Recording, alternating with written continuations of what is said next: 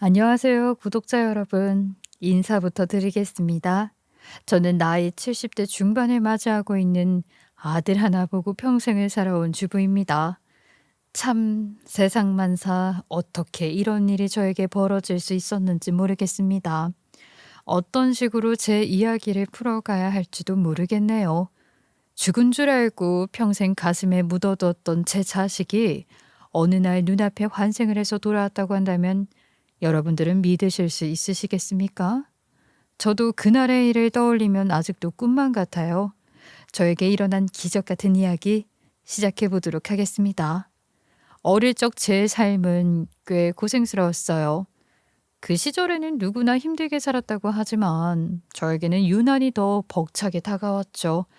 제가 자란 곳은 지금은 제법 번듯한 도시가 되었지만 당시만 해도 개발이 덜 된 시골이나 다름없는 지방 도시였어요. 밭이나 논이 우리 땅이었었다면 조금은 나았을지도 몰라요. 하지만 우리 가족에게는 그 작은 땅덩어리조차 없었고 아버지는 늘 남의 땅을 빌려 땀 흘리며 일해야 했죠.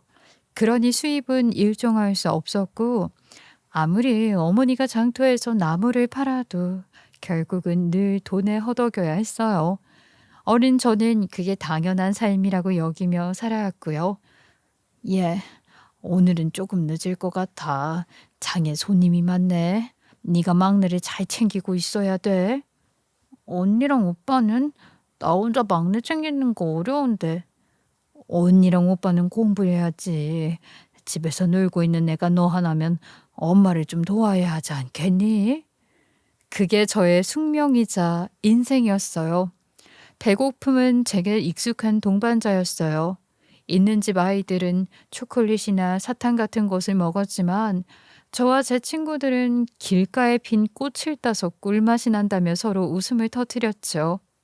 지금 돌이켜보면 참 가난하고 힘든 것들 투성이었지만 그 순간만큼은 행복했다고 할까요? 하지만 이 빈부격차라는 건 어린 마음에도 확실히 느껴졌어요. 동네 유지들은 땅을 가지고 있었기에 늘 배부르고 따뜻하게 살았죠. 반대로 저희는 다닥다닥 붙어서 서로의 체온에 의지해야 겨울밤을 날 수 있었어요. 여름에는 또 어떻겠어요. 땀을 뻘뻘 흘리며 자다가 온몸에 땀띠가 번져 가려움 때문에 밤새 긁어대야 했죠. 아, 엄마, 너무 간지러워서 못 자겠어. 자, 뭐, 너만 땀띠 나는 게 아니잖아. 씻어야 하는 시간이 되면 어머니는 연탄불에 물을 데워주셨어요. 그런데 그 물 온도가 조금만 맞지 않아도 살갗이 벌겋게 익어버리기 일쑤였죠. 저는 사남매 중 셋째였는데요. 그래서였는지 유독 더 소외감을 느끼곤 했어요. 첫째 언니는 야무지고 성실해서 어른들 눈에 사랑을 받았고 둘째인 오빠는 장남이니만큼 가족의 온갖 기대를 한 몸에 받았고 장남이 집안의 기둥이다라는 말이 늘 따라붙었어요. 아버지와 어머니는 오빠가 잘 되어야 집안이 산다고 믿으셨으니까요. 그리고 막내는 철철 넘치는 애교로 사랑을 독차지했어요. 반면 저는 늘 샌드위치처럼 껴 있었죠. 눈에 띄지도 않고 그렇다고 특별히 기대받지도 못했어요. 밤마다 집안의 고난 숨소리를 들으며 저는 생각했죠. 나는 왜 태어났을까? 나는 어디에 필요한 존재일까? 어린 마음에도 그런 생각이 들곤 했죠. 쓸쓸하고 외로웠지만 동시에 그 속에서 강해지는 법을 배웠던 것 같아요. 저는 늘 꾸준히를 도맡아야 했어요. 우리 언니와 오빠는 나름 똑똑했고 또 부모님의 기대를 받는 자식들이었으니 크게 힘든 일을 맡기지는 않았죠. 언니는 첫정이라고 해서 더더욱 부모님이 일을 많이 시키지도 않았어요. 반대로 저는 조금 모자란 딸로 여겨졌던 것 같아요. 뭐 하나 잘하는 것도 없었고 공부를 곧잘하는 것도 아니었거든요. 야, 너는 맨날 해실거리면서 웃고 다니는데 머리에 꽃만 꽂으면 딱 미친년 같겠다. 그 말이 농담처럼 흘러나올 때도 있었지만 제 마음에 남긴 상처는 꽤 깊었어요. 저는 그저 밝게 웃으려 했을 뿐인데 그 웃음이 오히려 가족들 눈에는 한심하게 보였던 거죠. 그래서였을까요? 저는 가족들 중에서 가장 쓸모없는 자식이라는 낙인이 찍힌 듯 했어요. 그 틈에서 늘 무언가를 대신해야 했고, 남들이 기피하는 일을 맡아야 했어요. 어릴 때부터 저는 장사를 배웠거든요. 모든 엄마의 옆에 들러붙어서 일을 하지 않으면 정말 밥도 못 얻어먹을 것 같았거든요. 친구들이 학교에서 수업을 듣고 집에 돌아와 숙제를 하는 동안 저는 시장으로 발걸음을 옮겼어요. 어머니 옆에 딱 붙어서 하루 종일 나무를 팔았어요. 그러다 보니까 자연스럽게 돈 계산을 배울 수밖에 없었어요. 손님에게 돈을 받고 거스름 돈을 챙겨드려야 하니까요. 예, 이거 1,000원 받았으면 거스름 돈 300원 드려야지. 아유, 잘 봐야 한다. 그러니까 이 나물값이 700원이고 1,000원에서 700원을 빼면 300원. 어머니는 그렇게 저를 타일렀죠. 덕분에 수학을 배워본 적이 없던 저는 장터에서 몸으로 숫자를 익혔어요. 그렇다고 해서 교과서 속 수학 문제를 풀 수 있었던 건 아니었지만 적어도 장사에 필요한 계산만큼은 누구보다 빨랐죠. 한글은 더 어려웠어요. 학교에서 제대로 배운 적이 없었으니 받아쓰기만 하면 틀리기 일쑤였고 맞춤법은 늘 엉망이었죠. 부모님 역시 글을 제대로 배우지 못하셨으니 저를 가르쳐 주실 수도 없었어요. 어머니가 종이에 나물 대신 라물이라고 적으시던 게 떠올라요. 어머니께 맞춤법이 잘못되었다고 말을 하면 어머니는 손님들이 알아보면 그만이라고 글자 같은 건 좀 틀려도 먹고 사는데 지장이 없다고 말을 하셨었죠. 그래서 저는 늘 언니가 존경스러웠어요. 여자가 공부를 그렇게 열심히 하는 게 흔치 않은 시절이었는데 언니는 책상에 앉아 늦게까지 책을 읽고 시험지에 깨끗한 글씨로 답을 적어 내려갔어요. 저는 그런 언니를 보며 감히 따라갈 수도 없다는 열등감을 느끼면서도 속으로는 부럽고 존경스러웠죠. 너도 언니처럼 좀 해봐라. 아, 네 언니는 저렇게 야무지게 공부를 하잖니.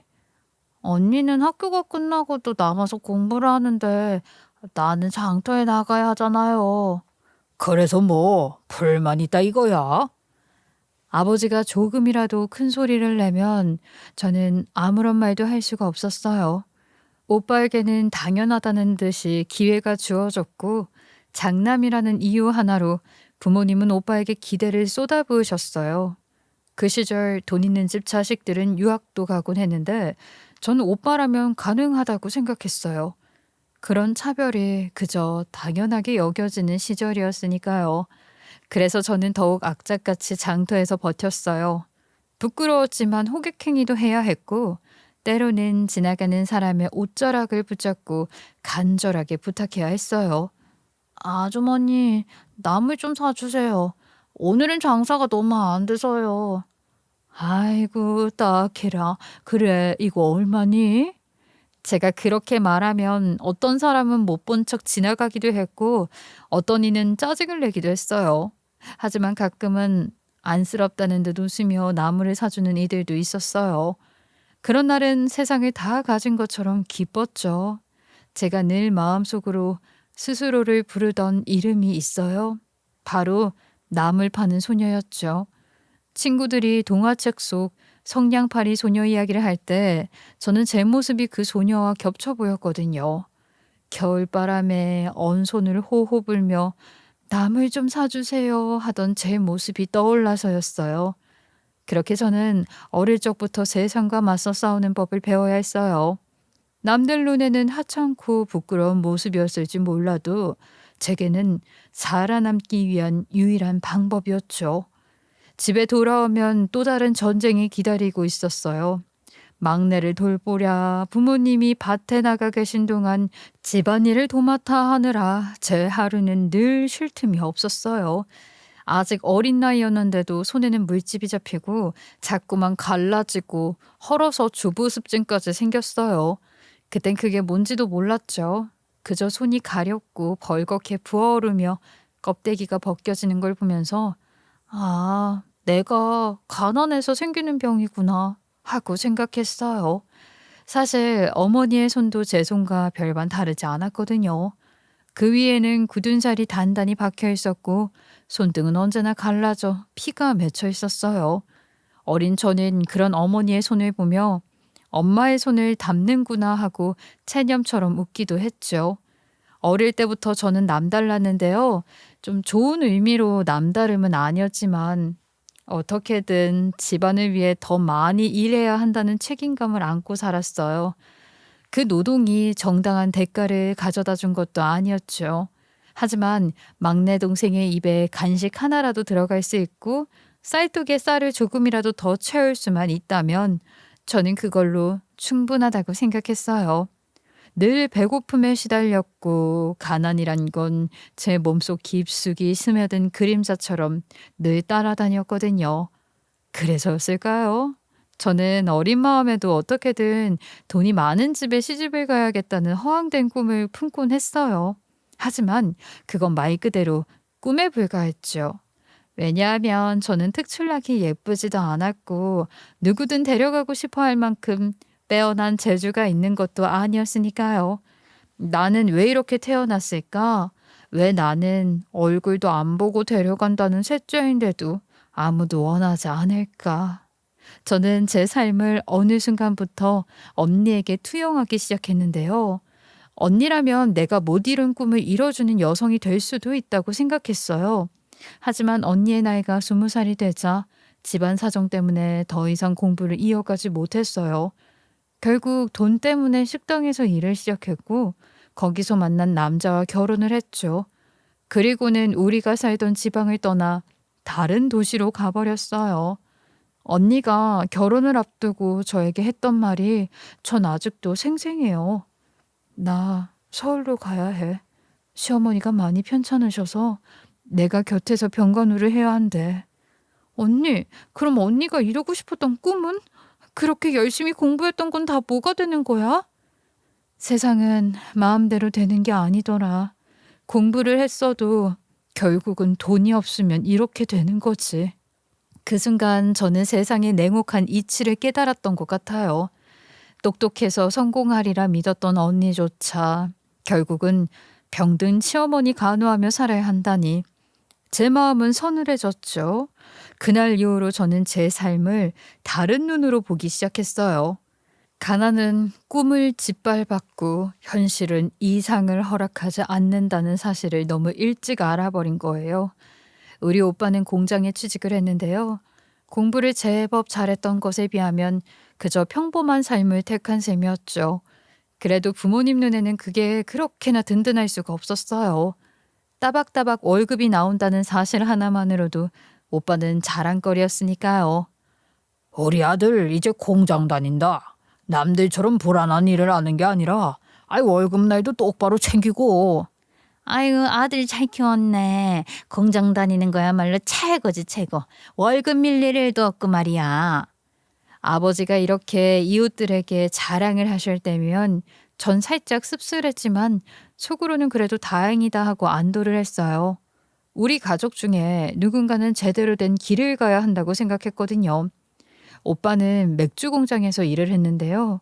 술 냄새가 옷에 벨 정도로 힘든 일이었지만 부모님을 모시고 살면서 기댈 언덕이 되어 주었어요. 저는 우리 집에서 오빠가 제일 잘된 사람이라고 믿었어요. 막내의 운명은 참 가혹했는데 제가 20살이 되었을 때도 우리 막내는 쭉 9살이었어요. 왜냐하면 9살의 병으로 하늘나라에 가고 말았거든요. 폐렴이었는데 제때 치료하지 못해 그렇게 허망하게 세상을 떠났죠.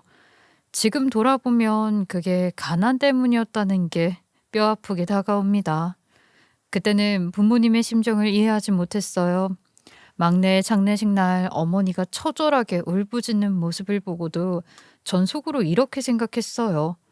아니, 남은 자식들이 있으니까 우리 잘 키우면 되지 않나? 막내가 고통스럽게 앓다가 이제야 편해진 거 아닐까? 어린 마음에 그렇게 합리화를 했어요. 하지만 세월이 흐르고 제가 제 아이를 키우면서 그때 어머니의 심정을 알게 됐네요. 왜 엄마가 막내 사진을 늘 품에 넣고 다니셨는지, 왜 밥상 위에 자기도 모르게 수저를 하나 더 놓으셨는지, 왜 한밤중에 막내 이름을 부르며 깨어나셨는지 그 모든 게 이해가 되더라고요. 잠결에 막내 이름을 부르며 눈물을 흘리던 어머니의 모습은 지금도 잊히지가 않아요. 사람은 참 바보 같죠? 자기 일이 아니면 그 고통을 제대로 알지 못하고 공감한다고 해도 결국은 겉돌 수밖에 없으니까요. 그런 상실 속에서도 시간은 속절없이 흘렀고 저는 부모님 곁에서 소일거리를 하며 하루하루를 보냈어요. 언젠가는 저도 시집을 가겠지. 막연히 그렇게 생각하면서요. 동네의 또래 처녀들이 20살이 조금 넘으면 하나둘 시집을 가는 모습을 보면서 제 마음은 더 초라해졌어요. 아니, 동네 처녀들은 다 시집 가는데 너는 언제쯤 가려나 모르겠다.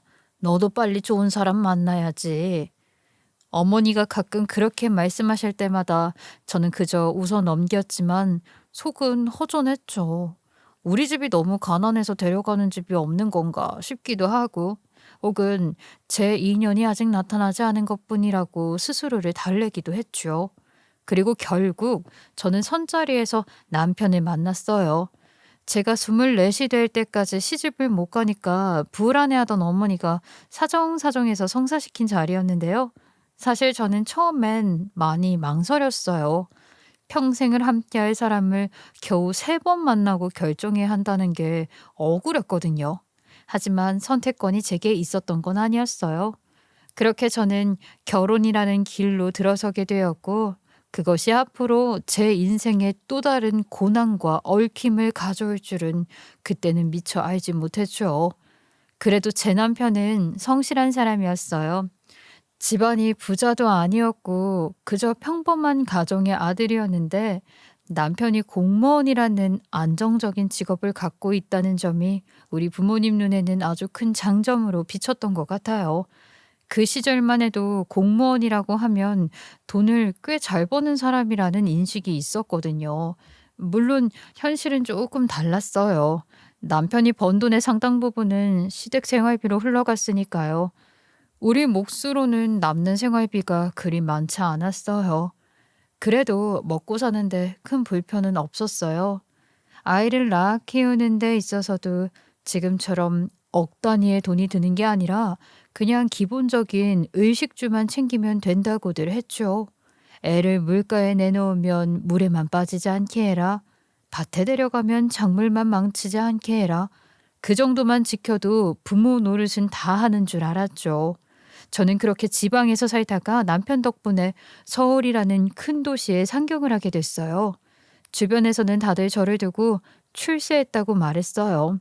하지만 막상 제 삶은 전혀 달라지지가 않았죠. 언니가 시어머니 병간호에 매여 살았던 것처럼 저 역시 시댁 바로 옆집에 살면서 하루의 대부분을 시부모님을 모시는 데 바쳐야 했으니까요. 시아버지는 당뇨를 앓고 계셨는데요. 그 때문에 저는 늘 먹거리에 신경을 써야 했죠. 시어머니는 저를 붙잡고 날마다 호되게 꾸짖으셨어요. "얘, 이 음식은 당뇨 환자한테 안 좋은 거야. 아이, 너 머리가 좀 있으면 알아보고 해라." 죄송해요. 다음부터는 꼭 명심할게요. 집에서 뭘 배워온 거야 정말? 기본적인 것도 몰라서는. 아유, 답답해라. 그럴 때면 속은 상했지만 저는 꼭 참았어요. 어릴 적부터 집안일을 도맡아 해왔던 덕분에 버틸 수 있었던 거죠. 그렇지 않았다면 아마 그 모든 시집살이를 견디지 못하고 도망쳤을지도 몰라요. 남편은 제 이런 고생을 보고도 크게 신경을 쓰진 않았어요. 오히려 당연하게 여기는 눈치였죠. 여자가 시집에 왔으면 그런 건 당연히 감수해야 하는 거야. 그의 무심한 말은 제 가슴에 깊은 상처를 남겼어요. 저는 이미 피곤과 지침에 짓눌린 채 살아가고 있었거든요. 그런 탓일까요? 제 몸은 쉽게 아이를 받아들이지 않았어요. 몇 년을 노력해도 소식이 없자 시어머니의 입에서는 날카로운 말이 튀어나왔죠. 아유, 병원이라도 가봐라. 네 몸에 문제 있는 거 아니냐? 혹시 니네 친정에 유전병이라도 있는 거야? 아니, 멀쩡한 우리 집안이 네 덕분에 망신당하는 거 아니냐고. 어머님, 왜 그렇게 말씀을 하세요? 하루가 너무 고단해서 잘 챙기지 않는 것 같은데요. 그게 뭔 말이야? 지금은 나 때문에 애가 안 생긴다는 거야? 아이고, 별. 그 말에 저는 그저 고개를 떨구고 있을 수밖에 없었어요. 지금 같으면 이런 말이 이혼 사유가 된다고 하더군요. 하지만 그때는 아이를 낳지 못하는 며느리가 바로바로 대역죄인 취급을 받던 시절이었거든요. 입이 10개라도 변명을 할 수가 없었죠. 그렇게 결혼 4년 만에 제 나이 28에 겨우겨우 아이를 갖게 됐어요. 그리고 아들을 낳았을 때 제 마음은 벅차오르면서도 동시에 공포에 휩싸였어요. 출산 과정에서 자궁에 큰 문제가 생겨 죽을 뻔했거든요. 그 순간 저는 여기서 끝일지도 모른다는 생각을 했어요. 하지만 기적처럼 살아났고 건강한 아들을 품에 안을 수 있었죠. 제 팔에 안겨 울음을 터뜨리던 작은 아들을 보면서 죽음의 문턱까지 갔다가 다시 살아온 이유를 알 것 같았어요. 아들을 낳은 후 제 대우는 확실히 달라졌는데요. 시어머니는 갑자기 태도를 바꾸며 손주에게 온 마음을 다 쏟으셨어요. 그 덕분에 저도 조금은 나아진 대접을 받을 수 있었어요. 하지만 마음속 한구석에는 늘 씁쓸함이 남아 있었죠. 아이를 낳아야만 비로소 인정을 받는 제 신세가 참 서글펐거든요. 우리 아들은 태어날 때부터 천재 아니냐는 소리를 들을 만큼 영특했는데요. 제가 괜히 고슴도치 엄마라서 그렇게 본 게 아니라 주변 사람들이 정말로 먼저 쟤는 참 머리가 똑똑하다라며 혀를 내두를 정도였어요. 그 시절에는 지금처럼 영어라는 것이 필수로 배워야 하는 것은 아니었는데 그런데도 우리 아들은 초등학생 때부터 스스로 알파벳이라는 것을 보곤 했어요. 그게 정말 신기하더라고요. 남들 아이들이 옹알이를 하며 겨우 엄마 할 때 우리 아들은 벌써 글자를 끼적이기 시작했으니까요. 한글은 말할 것도 없었어요. 말도 또래보다 훨씬 빨랐고 글씨는 남들보다 훨씬 일찍 배웠어요. 동네 어른들이 저를 보면 늘 한마디씩 했죠. 네 아들은 보통 애가 아니다. 나중에 크게 될 거야. 그렇죠? 제 눈에만 그렇게 보이는 건 줄 알았는데 아닌가 봐요. 얼마나 자랑스럽던지 속으로는 이미 제 아들을 세상 가장 특별한 아이로 여기고 있었어요. 중학교, 고등학교에 들어가서도 전교 1등은 놓친 적이 없었어요. 대학 입시에서도 우리 아들은 서울에서 가장 좋은 대학에 덜컥 합격을 했고요. 발표 날 아들이 합격자 명단을 보여주며 붙었어요 하고 소리를 쳤을 때 저는 그 자리에서 주저앉아 눈물을 쏟았어요. 그 순간까지도 혹시나 떨어지면 어떡하나 노심초사했던 긴장이 한꺼번에 풀린 거였죠. 아들의 대학 등록금을 마련하느라 남편과 저는 허리가 휠 정도로 일했어요. 새벽같이 일어나 돈을 벌러 나가고 밤 늦게까지 허드렛 일을 하면서도 단 한 번도 원망하지 않았어요. 간이고 쓸개고 다 빼주더라도 우리 아들이 공부만 잘할 수 있다면 그걸로 됐지. 나중에 돈 많이 벌어서 유학도 보내고 하면 참 좋을 텐데, 그죠? 우린 서로 그렇게 위로하며 버텼어요. 집안 형편이 나았으면 유학도 보냈을 텐데 그건 결국 하지 못했죠. 하지만 우리 아들은 혼자서 영어를 파고들어 외국인과도 거리낌 없이 대화를 나눌 정도로 아주 독하게 공부를 했어요. 졸업 후에는 남들이 부러워할 만한 회사에 들어가 열심히 일했어요. 회사에서도 인정을 받아 돈을 꽤 벌어왔고 우리 부부에게 생활비며 용돈도 아낌없이 줬어요. 그 덕분에 늦게나마 삶이 조금은 여유로워지는 걸 느낄 수 있었죠. 그러던 어느 날 아들이 뜻밖의 이야기를 꺼냈어요. 엄마, 아버지, 저 사업을 한번 해보고 싶어요. 아니 얘 안정적인 직장 놔두고 무슨 사업이냐. 괜히 시작했다가 망하면 어쩌려고. 괜찮아요. 제가 잘할 수 있어요. 요즘은 컴퓨터 세상이잖아요. 그걸 이용한 사업이에요. 솔직히 저는 알지도 못했어요. 그저 뭐 컴퓨터에 깔아서 쓴다는 프로그램 같은 거라고만 들었죠. 그런데 그게 세상에나 대박을 치고 말았어요. 아들은 순식간에 큰 돈을 벌었고 우리에게 집도 사주고 차도 사주며 아들 노릇을 톡톡히 했죠. 정말 이 얼마나 감사한 일인지 몰랐어요. 우리 남편도 아들 자랑을 온 동네방네 하고 다녔는데요. 사람들은 하나같이 부러워했고 우리 아들이 돈도 잘 벌고 똑똑하니까 이제 바람이 하나 생기더라고요. 좋은 여자를 만나서 결혼하는 거요. 그런데 아들은 한동안 아무 소식이 없었어요. 30이 다 되어가도록 조용했으니 저는 속으로 은근히 걱정까지 됐어요. 그러던 어느 날 아들이 밝은 표정으로 집에 여자를 소개시켜주고 싶다고 말을 하는 겁니다. 저는 깜짝 놀랐죠. 연애를 하는 것도 몰랐으니까요. 그토록 기대하던 며느리감을 소개받았고 저는 우리 아들이 결혼하고 싶다던 며느리감을 보고 안도를 했어요. 아주 단정하고 참한 인상이었거든요. 부지런해 보이고 얼굴에서 진심이 묻어나 보였습니다. 시간이 흘러 결혼식 날에도 새하얀 드레스를 입은 며느리는 눈부시게 아름다웠어요. 신부 입장 전에 저를 향해 다가와 고개를 숙이며 말했죠. 어머니, 아버님, 앞으로 효도하면서 잘 살겠습니다. 그 말이 얼마나 고마웠는지 순간 제 눈가가 붉어졌어요. 저는 속으로 되뇌었죠. 우리 아들 정말 좋은 짝을 만났구나.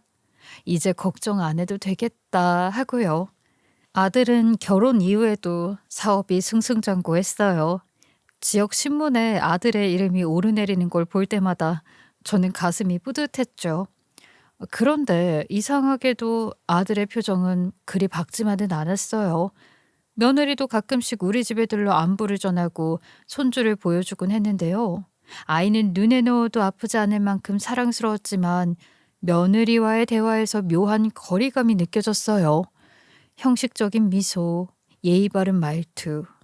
분명 싹싹하고 예의 있는 며느리인데 제 마음 깊숙한 곳에서는 왠지 가깝지 않다는 서운함이 일었죠. 그러던 어느 날 아들이 술에 취해 제게 속마음을 털어놓은 적이 있어요. 엄마가 보기엔 제가 정말 행복해 보이세요? 왜 그래? 무슨 소리야? 아니 너 잘 되어서 엄마는 얼마나 기쁜데 떡두꺼비 같은 아들도 있고 너 뭔 일 있어? 아니요. 아무 일도 없어요. 그냥 돈은 많이 벌고 있는데 정작 제게 돌아오는 게 없는 것 같아서요. 그 말이 자꾸 귀에 맴돌았어요. 겉으로 보기엔 모든 걸 다 가진 아들이 마음속으로는 텅 빈 허무함을 느끼고 있다는 게 안쓰러웠거든요. 아들은 곧 사업을 해외로 진출시킬 거라고 했어요. 그리고 며느리를 사업에 끌어들이겠다고 하더군요. 저는 그 말을 들은 순간 걱정이 앞섰어요. 며느리가 뭘 한다고? 아니 아직 애도 어린데 사업까지 맡기면 너무 힘들지 않겠니? 엄마 걱정 마세요. 안 사람도 대학까지 나온 이인재예요. 집에서 아이만 키우는 게 답답하다면서 몇 년 전부터 사업에 같이 참여하고 싶다고 하더라고요. 제가 출장으로 비울 때 한국에서의 공백은 안 사람이 채울 수 있잖아요. 저는 한숨을 내쉬었지만 결국 우리 아들의 판단을 믿기로 했어요. 워낙 똑똑한 아들이었으니까요. 그렇게 세월은 또 흘렀고 아들이 30 중반이 되었을 때 마침내 그의 바람대로 해외 진출의 기회를 잡았어요. 그때부터 아들은 정말 죽을 힘을 다해 출장을 다니며 사업을 넓혀갔어요. 전화를 걸면 늘 비행기를 타기 전이나 회의 중이나 새로운 나라에 있다는 대답뿐이었죠. 뭔가 자랑스러우면서도 한편으로는 늘 불안했어요. 그리고 그 불안은 어느 날 현실이 되었죠. 그날 며느리에게서 전화가 걸려왔을 때 저는 평생 잊지 못할 만큼 가슴이 덜컥 내려앉고 말았죠. 엉엉 울음을 터뜨리는 며느리의 목소리는 믿을 수 없을 만큼 절망에 가득 차 있었거든요. 어머니 어떡해요? 그이가 해외 출장 중에 산사탄을 만나서. 뭐라고? 아니 무슨 소리야? 우리 아들이 산사태라니. 얘 장난하지 마. 하필이면 그날 산사태가 났대요. 전 그냥 관광도 하고 오라고 했을 뿐인데 모든 게 쓸려 내려가서 흔적조차 찾을 수가 없대요. 시신도 못 찾았어요. 어머니 어떡하죠? 순간 제 눈앞이 캄캄해졌어요. 하루아침에 아들을 잃는다는 게 있을 수가 있는 일인가요? 저는 당장이라도 미국으로 가겠다고 했고, 내가 직접 가서 확인할 거라고, 우리 아들이 그렇게 험하게 떠났을 리가 없다고, 저는 마치 짐승처럼 포효를 했어요. 미국으로 당장 가겠다고 짐을 싸려 했지만 며느리가 필사적으로 저를 말리더라고요. 어머니, 제발 가지 마세요. 이미 현장은 정리가 됐고 아무것도 남은 게 없대요. 그냥 장례를 치러야 해요. 그 말에 저는 무너져 내렸어요. 결국 아들의 장례를 치러야만 했고, 사진 한 장 놓고 그 앞에서 향을 피우며 절을 하는 순간 제 심장은 산산이 부서져 버렸어요. 아들의 장례를 마치고 난 뒤 남편은 버티질 못하더라고요. 충격 때문인지 갑자기 쓰러졌고, 의사는 신경 문제일 가능성이 크다고 했습니다. 하얗게 질린 남편의 얼굴을 바라보면서 저는 또다시 울음을 삼켰어요. 인생은 왜 이렇게 가혹한 걸까요? 저는 며느리에게 아들의 사업과 재산에 관한 일은 모두 정리해달라고 부탁했어요. 당시에는 남편 병간호가 제일 급했으니까요. 한평생을 함께했던 남편이었기에 저는 기꺼이 옆에서 간호할 수 있었어요. 하지만 남편의 증상은 나아지는 듯 하다가도 다시 악화되기를 반복했죠. 하루아침에 금이야 오기야 키운 아들을 잃었다는 충격을 그이가 어떻게 버틸 수 있었겠어요? 침대에 누워 시름시름 앓는 남편을 보며 전 그제야 저의 어머니가 막내를 잃었을 때 왜 그렇게 짐승처럼 포효했는지 알겠더라고요. 그런데 제가 간과를 한 게 있었어요. 바로 며느리의 속셈이었죠.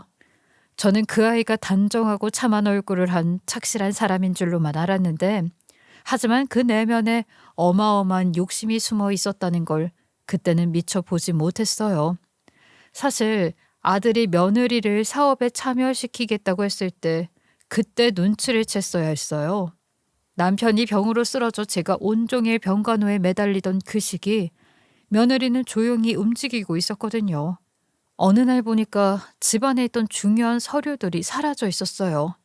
알고 보니 며느리가 인증서, 인감도장, 심지어 우리 부부의 신분증 4본까지 모조리 챙겨간 상태였어요. 어머니, 아버님, 아버님 성함으로 되어 있는 재산 정리를 하려면 동의서가 필요한데요.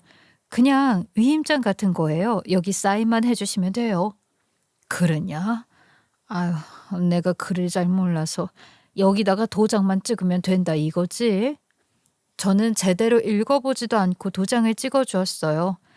한글을 제대로 배우지 못한 탓도 있었고 며느리를 믿었던 마음도 있었죠. 하지만 그게 문제였어요.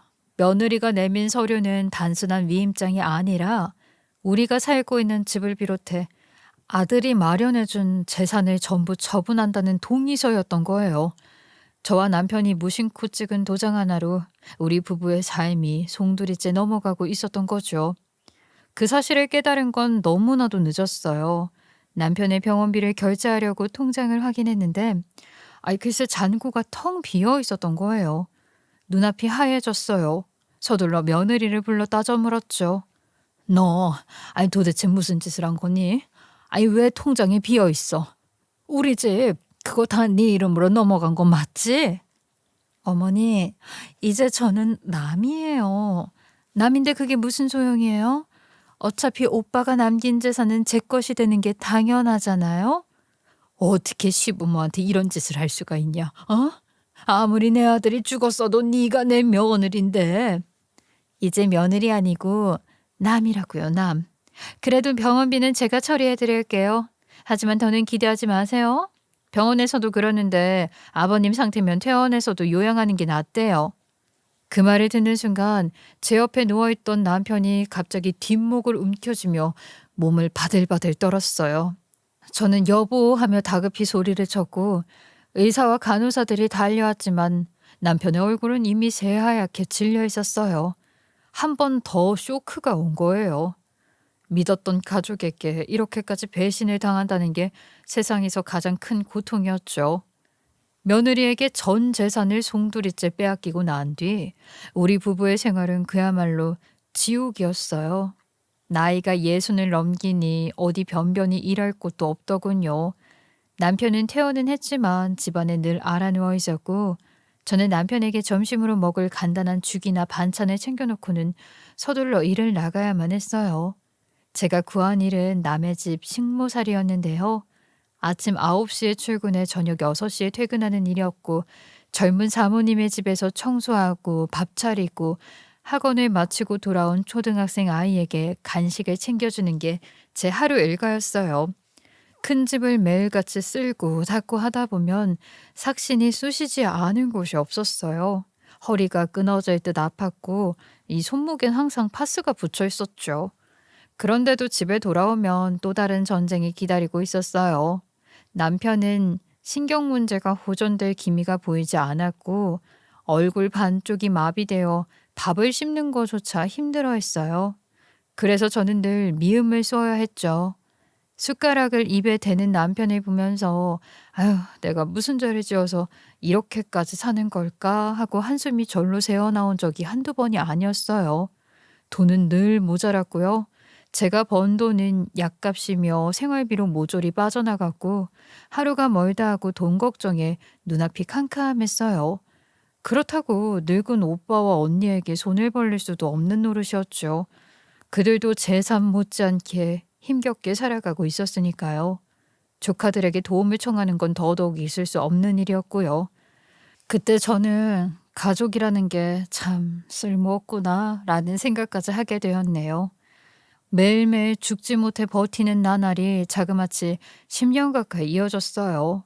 그리고 못된 짓이지만 밤마다 남편이 잠든 사이에 몰래 기도를 했어요.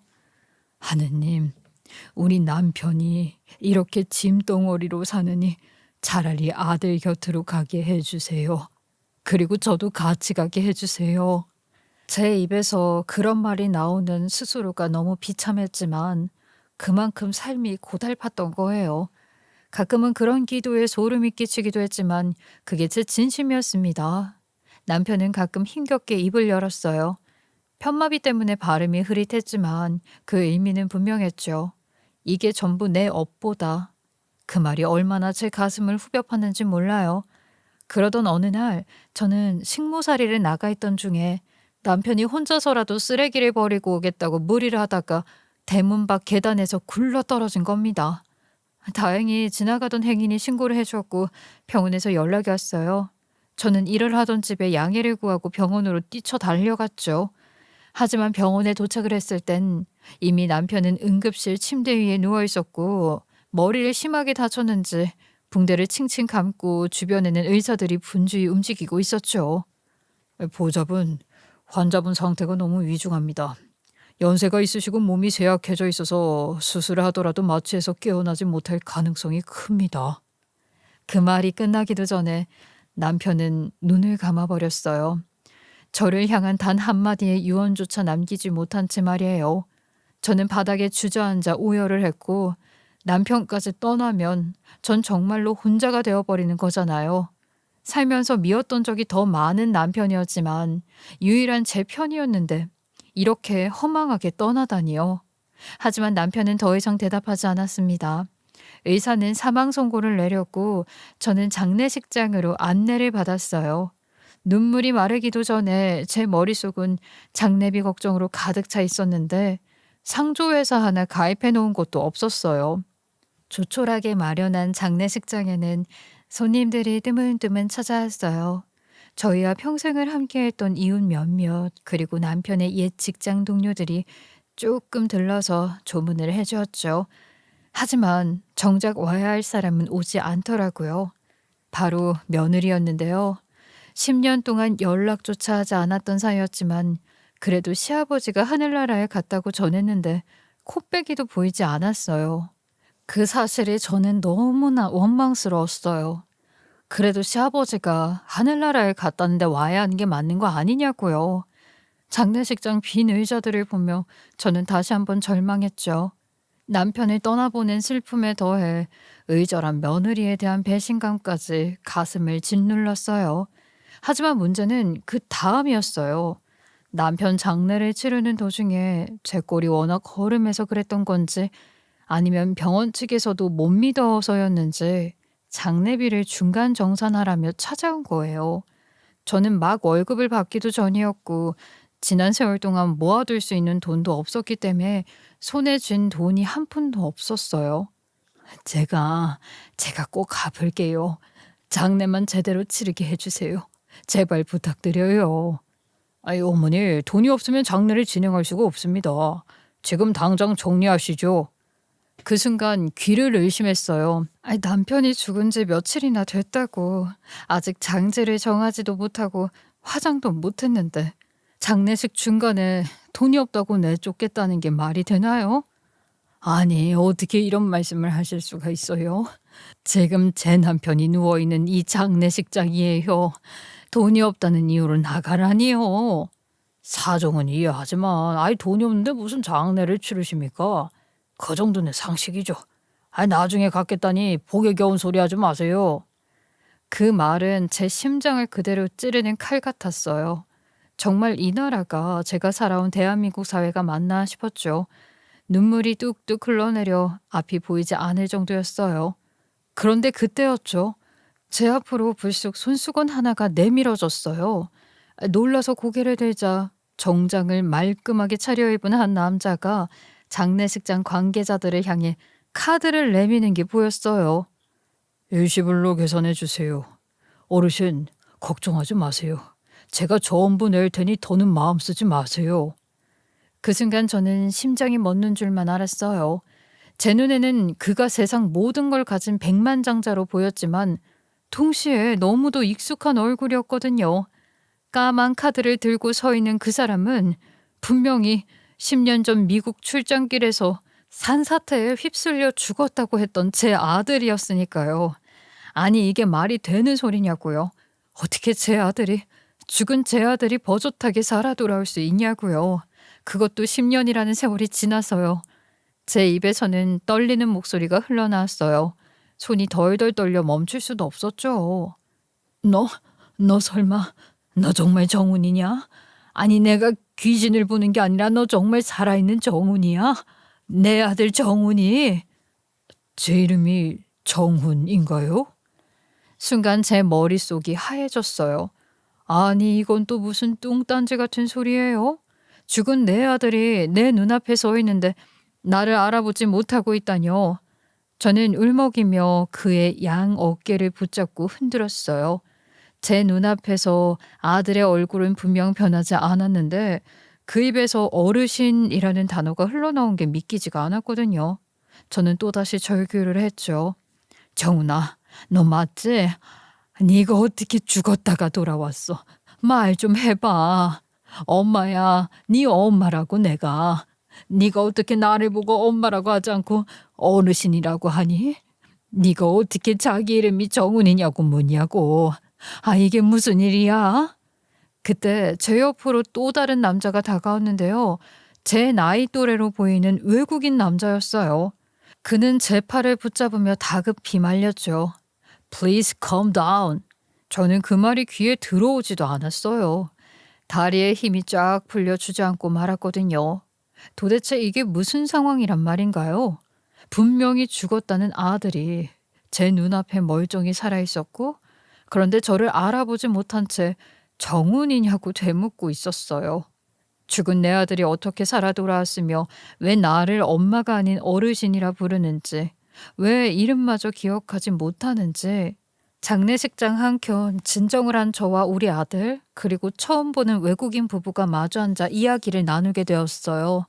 그 부부는 한국어를 전혀 하지 못하는 듯 했죠. 그래서 아들이 중간에서 통역을 해주었는데 저는 여전히 눈물이 마르지 않는 얼굴로 떨리는 가슴을 부여잡으며 그들의 말을 들었어요. 그리고 저는 그 자리에서 아주 충격적인 진실과 마주하게 되었습니다. 아들은요, 산사태에 휩쓸려 죽은 게 아니었어요.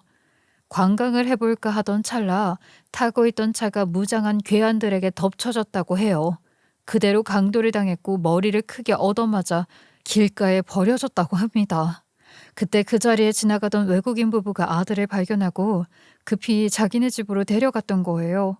아들의 짐과 신분증, 여권 같은 게 모든 게 도난당한 상태였기 때문에 병원에 가도 신원이 확인되지 않아서 입원조차 하지 못했다고 했어요. 기록도 남지 않았으니 세상 어디에도 존재하지 않는 사람이 되어버린 거였죠. 외국인 부부는 불임이었대요. 그래서 동양인 아이를 입양을 하려고 했었는데 안타깝게도 그 아들이 스스로 생을 마감하고 말았다고 했어요. 그 상처와 외로움 속에서 살던 부부가 길가에 쓰러져 있는 우리 아들을 보고는 마치 떠나간 아들이 돌아온 것처럼 느껴졌다고 했죠. 근데 그 부부는 좀 돈이 많았대요. 그래서 신분증이 없어 병원에 정식으로 입원을 할 수 없자 아예 집으로 주치의를 불러다 놓고 지극정성으로 아들을 계속 간호를 한 겁니다. 그렇게 무려 10년 동안 우리 아들은 그 집의 아들로 살아온 거예요. 제가 눈을 떴을 때 저는 머리를 크게 다쳐서 기억을 모두 잃은 상태였어요. 아니, 어떻게 그런 일이 있을 수가 있니? 그러면 한국에서 살았다는 것도 부모가 누구였는지 네 자식조차 기억하지 못했다는 게야? 아들은 이름조차 기억하지 못했어요. 생년월일도 어디서 살았는지도 부모가 누구인지도 알 수가 없었어요. 그래서 외국인 부부는 자기들 아들처럼 여기며 새로운 이름을 붙여주고 그때부터 하나하나 모든 걸 가르쳤다고 합니다. 그렇게 아들은 완전히 새로운 사람으로 미국에서 다시 태어난 셈이었어요. 외국인 부부는 아들을 위해 선생을 붙여주었고 사업체까지 물려줄 계획을 세웠다고 했어요. 하지만 시간이 흐르면서 아들은 조금씩 기억의 조각들이 돌아오기 시작했대요. 너무 단편적이고 파편화된 기억들이었지만 그 조각들이 모여 점점 더 분명해졌다고 했습니다. 자신이 한국인이라는 것, 결혼을 했었다는 것, 그리고 자식이 있었다는 것. 그 기억들이 마치 퍼즐처럼 하나둘 맞춰졌다고 했어요. 저는 가끔 꿈에서 한국말을 했어요. 제 기억 속엔 늘 낯이 익은 집과 사람들 얼굴이 있었는데 그게 누구인지 설명할 수가 없었어요. 그러다 어느 순간 확실히 알았죠. 제가 한국 사람이라는 걸요. 우리는 겨우 얻은 두 번째 아들을 이제 떠나보내야 하는 건가 고민을 했습니다.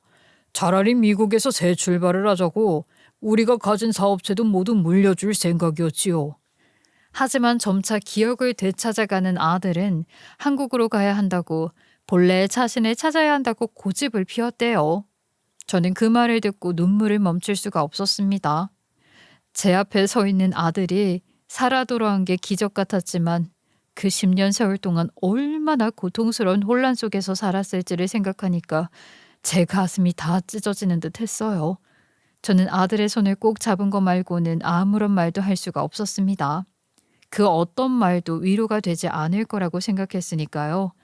정훈이는 한국에 돌아온 뒤에 본인의 행적을 하나하나 수소문을 했대요. 처음엔 기억이 온전치 않아 길도 헤매고 사람 얼굴을 봐도 확신이 서지 않았지만 차근차근 발걸음을 옮기다 보니까 결국 알게 된 거예요. 며느리가 우리 아들의 모든 재산을 가져갔다는 사실, 남편이 오랫동안 병석에 누워 고통 속에 살았다는 사실, 그리고 제가 허름한 집에서 고생을 하면서 살아왔다는 사실을요. 어머니, 아니 죄송해요. 아직 제 기억이 온전히 돌아오지 않아서 어머니라고 부르는 게 어색하지만 저는 결국 여기까지 왔습니다. 그래, 정훈아. 정말로 잘 찾아왔다. 우리는 다시 차곡차곡 마음을 쌓으면 되는 거야. 네가 이렇게 살아 돌아온 것만으로도 나는 기뻐. 그 말을 듣는 순간 제 눈물이 왈칵 쏟아졌어요. 제 아들이 제 앞에 살아있었는데 오히려 엄마라는 말을 망설이고 있다는 게 안쓰럽기도 하고 그동안 겪었을 세월이 짐작되어 가슴이 미어졌죠. 정은이는 물어물어 우리 집을 찾아왔다고 했어요. 그런데 집주인이 말하길 제 남편은 이미 세상을 떠났고 지금 장례를 치르고 있다고 했다는 거예요. 그 말을 듣자마자 곧장 이렇게 장례식장으로 달려왔고 그렇게 제 앞에 나타난 거였어요. 저는 장례식장의 쓸쓸한 분위기 속에서 남편 영정을 바라보며 생각했어요. 우리 남편이 그 얼마나 안쓰럽던지요. 살아 돌아온 아들을 단 한 번이라도 보지 못하고 이렇게 떠나버렸으니까요. 제 와이프였다던 그 사람을 용서할 수 없어요. 제가 모든 것을 제자리로 돌려놓겠습니다. 어머니, 이제 제게 맡기세요. 내가 아주 그년 때문에 모든 걸 다 잃고 우리 남편, 네 아버지까지도 잃었다. 네가 돌아오지 않았다면 나는 자식도 잃었던 게야. 그 순간 저는 다시 깨달았어요. 아무리 세월이 흘러도 기억을 잃고 먼 타국에서 다른 이름으로 살아왔다고 해도 제 아들은 결국 제 아들이라는 걸요. 그리고 정훈이는 며느리를 향한 피해 복수를 시작했습니다. 가장 먼저 나선 건 제가 한글을 잘 몰라 어영부영 사인을 해서 재산이 모두 넘어갔던 부분을 바로잡는 일이었어요. 정훈이는 변호사를 선임해 며느리를 상대로 소송을 제기했고 재산을 돌려놓으라는 고소장을 접수하면서 분노를 감추지 않았죠. 어머니, 걱정하지 마세요. 이번엔 법이 우리 편입니다. 아내가 저지른 죄 반드시 바로잡을 겁니다. 그런데 그 과정에서 정훈이는 저조차 예상치 못한 충격적인 사실을 고백했어요. 그 미국에서 자신을 공격했던 그 강도들, 단순한 우연의 범죄가 아니었었다는 거예요. 조사 끝에 드러난 진실은 더욱더 끔찍했는데요. 그 강도들이 며느리의 사주를 받았다는 사실이 밝혀진 겁니다. 정은이는 외국인 부모와 함께 당시 사건을 추적했고 결국 무장 강도들이 미국에서 붙잡히게 됐다고 했어요. 그리고 그들이 자백을 했대요. 어떤 동양인 여자에게 거액의 돈을 받고 사람을 공격했다는 거죠. 은행 송금 내역을 뒤지니 거기에 선명히 며느리의 이름이 있었어요. 그 사실이 공개되자 저는 몸서리를 쳤어요.